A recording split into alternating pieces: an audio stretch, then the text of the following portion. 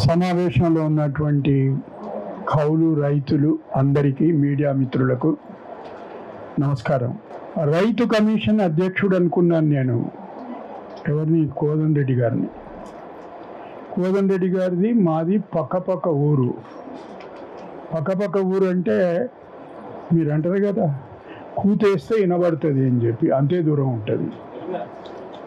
స్వయంగా ఆయన రైతు. సరే ఏదో చెప్పిండు రవి, సుప్రీంకోర్టు పూర్వ న్యాయమూర్తి, ఇది అది ఏదో చెప్పిండు. నేను కూడా రైతునే, అందుకే మీ ముందుకు వచ్చి నిలబడ్డా. కానీ కౌలు రైతును కాదు. ఆ విషయం నేను మీకు స్పష్టంగా చెప్పకపోతే అర్థం కాదు. 46-47 డిగ్రీల ఉష్ణోగ్రత, వడగాల్పులు, 22 జిల్లాలు, 47 మండలాలు, 57 గ్రామాలు, 1816 మందితో ముఖాముఖి చర్చలు.